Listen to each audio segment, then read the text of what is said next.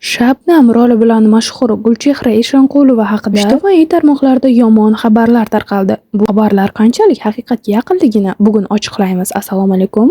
Kanalimizga xush kelibsiz. Obuna bo'lib, bir dona like tugmasini bosishni ham unutmang. Farruh Soipovning qiyofadoshiga turmushga chiqqan va AQShga ko'chib ketgan Gulchehra Eshonqulova bugun 45 yoshda. Shabnam, Panoh, Fotima va Zuhra, Janob hech kim, Rashk filmlarida, Mehmonxona serialida rollarni ijro etib, o'zbek kino olamida o'ziga xos o'rniga ega bo'lgan, ammo ijodining eng cho'qqisida san'atni tark etgan aktrisa Gulchehra Eshonqulova 20-iyun sanasida 45 yoshni qarshiladi. Shu munosabat bilan uning hayoti va ijodiy faoliyatiga nazar solamiz. Tojikistonda tug'ilgan o'zbek aktrisasi Gulchehra Eshonqulova 1981-yil 20-iyunda Tojikistonning Dushanbe shahrida tug'ilgan. Oilada to'ng'ich farzand bo'lib, bitta singlisi va ukasi bor. Gulchehraning yoshligi Qashqadaryo viloyatining Shahrisabz shahrida o'tgan. U yoshligida boshlovchi bo'lishga qiziqqan. Shu sababli o'rta maktabni tugatgandan so'ng shu sohada o'qish uchun Toshkent shahriga kelib, san'at institutiga o'qishga topshirgan. Ammo ba'zi bir sabablarga ko'ra imtihonlar tugamasdan uyga qaytishga majbur bo'lgan. Gulchehra keyingi yil xuddi shu oliygohning aktyorlik yo'nalishiga o'qishga kirib, muvaffaqiyatli tamomlagan. Mashhurlikka olib chiqqan Fotima va Zuhra. Gulchehra Eshonqulova filmlardagi faoliyatini 2005-yilda Bahrom Yoqubov tomonidan suratga olingan Fotima va Zuhra filmida Fotima rolini o'ynash orqali boshlagan. Aynan shu rol Gulchehraga katta mashhurlik keltirgan va xalqqa tanitgan. 2007-yilda esa Panoh filmida suratga tushgan. Filmlardagi rollari: Gulchehra 2008-yilda Armon, Feride, Shabnam, 2009-yilda esa Janob hech kim, Ada emas dada, So'nggi lahza va Keragimsan filmlarida turli rollarni ijro etgan. 2010-yil 2014-yillar oralig'ida esa Qabrdan qaytgan umr, Qasos va Faryod 2, Merosxo'r filmlarida rol o'ynagan. Gulchehra Eshonqulova filmlarda ko'pincha og'ir bosiq, sokin qizlarning obrazini gavdalantiradi. Ammo aktrisa bir necha yillar avval bergan intervyusida hayotda sho'x shaddod ekani haqida gapirgan. Roldagi qizni sevib qolishim kerak. Bir rejissyor menga nega filmlarda asosan yig'lab siqiladigan g'amgin rollarni ijro etasiz? Hayotda unday qiz emassiz-ku degan. Haqiqatdan ham hayotda irodasi kuchli qizman. Har narsani ko'ngliga yaqin olmayman. Qattiq qo'l opaman. Negadir odamlarga ta'sir o'tkazish uchunmi, shunday rollar yuragimga yoqqanmi uchunmi, g'amgin rollarni ko'p o'ynayman. Rolda yashab ijro etishni his etaman, rozilik beraman. O'sha qiz obrazni sevib qololmasam, ming pul yoki mashhurlik uchun ham uni ijro eta olmayman degan edi u. Aktrisa O'zbek telefilm kinostudiyasi tomonidan suratga olingan Mehmonxona serialida ham suratga tushgan. Serial 2015-yilda Yoshlar telekanalida efirga uzatilgan. Mehmonxonalarda chet ellik mehmonlar ko'p bo'lganligi uchun serialning yarmi ingliz tilida olingan. Buning uchun aktyorlar, jumladan Gulchehra Eshonqulova ham ingliz tilini o'rganishiga to'g'ri kelgan.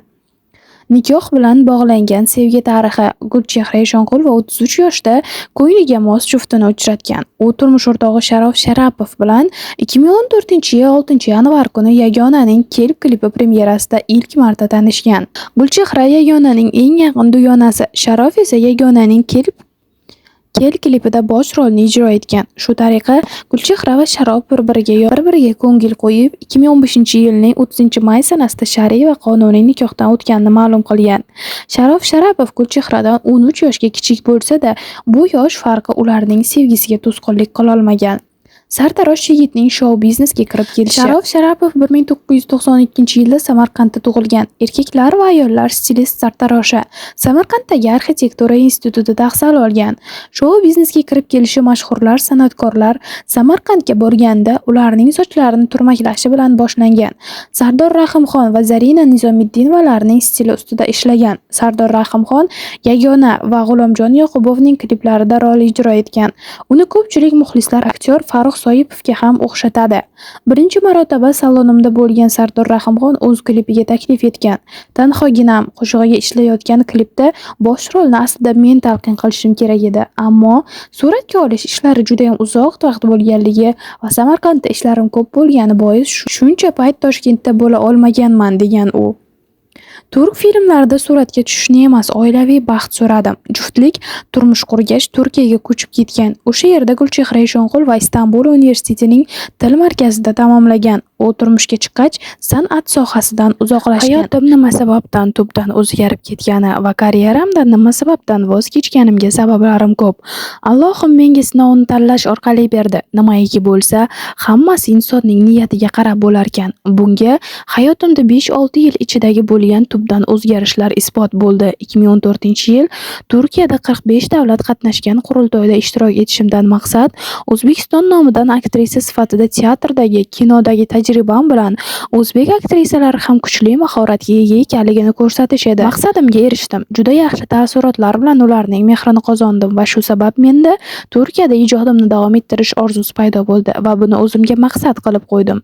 Bu mening dilimga bog'lab qo'ygan niyatim edi. O'zbekistonga qaytishdan oldin niyat qilgan Istanbulning Sulton Ahmad masjidini ziyorat qildim. Dunyodan millionlab odamlar ziyorat qilish bilan birga qo'llarini ochib Alloh dargohida duo qiladilar.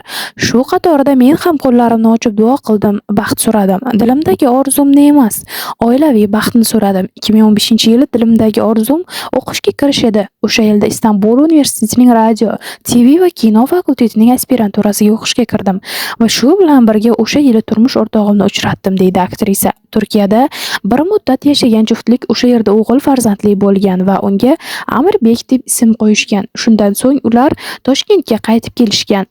13 yosh kichkinaga tegdingiz deyavermang. Gulchehra Eshonqulova shuningdek turmush o'rtog'i bilan oralaridagi yoshni muhokama qilganlarga ham murojaat qilgan. Bu taqdir, shuning uchun menga har xil izohlarni yozmanglar. 13 yosh kichkinaga tegdingiz demanglar. Biz 2 farzandning ota-onasi bo'ldik, baxtli yashayapmiz. Bu narsani ha deb yozaverishdan charchamadinglarmi? Charchamagan bo'lsangiz yozaveringlar. Biz uchun bu kulgili, degan aktrisa negativ izoh yozuvchilarga qarata.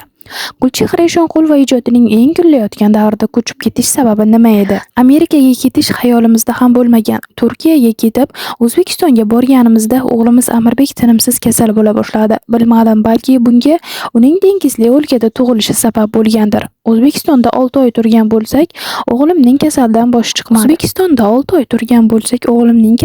boshi chiqmadi. Dorixonadan paket dori tashirdik, lekin shamollashi ketmasdi. Xullas, qaynotam Amerikada bo'lgani uchun biz ham shu yerga keldik.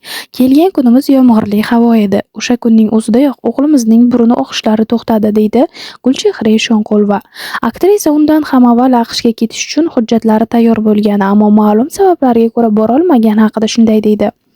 Men ishlab o'qib yurganimda 3 marta Amerika vizasini olganman. Birinchi marta Amerikada aylanib ketish istagi viza olganman, lekin syomkalarim tufayli kela olmaganman. Ikkinchi marta yana viza olib, yana bora olmadim. Uchinchi marta viza ham, samolyot chiptasini ham sotib oldim. Shunda otdan yiqilib 10 kun yotib qoldim. Alloh borishimni xohlamagan. O'shanda palatada yotib Amerikada tabiiy ofat bo'lgani, reyslar bekor qilingani haqidagi xabarlarni ko'rganman. Alloh meni tabiiy ofatdan himoya qilib, meni otdan yiqitib qo'yganini anglaganman, deydi aktrisa AQShga ko'chib ketish sababi haqida. Amerikadagi musulmonlar ayollarga boshqacha hurmat ko'rsatar ekan. Aktrisa Amerikaga ko'chib borgach, imijini ham o'zgartirgan. U ro'mol o'rashi amerikalik dindoshlari tomonidan hurmat qilinishi haqida to'lqinlanib gapirib bergan. Amerikada turkiyaliklar ochgan ko'plab restoranlar bor. Ovqat buyurma qilib ham olib ketish uchun kutib turgandim. Navbatini kutayotganlar soni juda ko'p edi. Lekin menejer aynan mening oldimga kelib, nima buyurtma qilmoqchiligimni so'radi. Taomnomani ham olib keldi. Tanladim, ovqatimni juda tez tayyorlab berishdi. Pulini bu joydan to'laysiz deb juda yaxshi muomala qildi. Bilmadim, navbat kutayotgan orasida faqat men o'rangan ayol bo'lganim uchunmi, bu muslima ayol erkaklar ichida turmasin deb boshqacha xizmat ko'rsatgan bo'lsa kerak. Xursand bo'lib ketganman.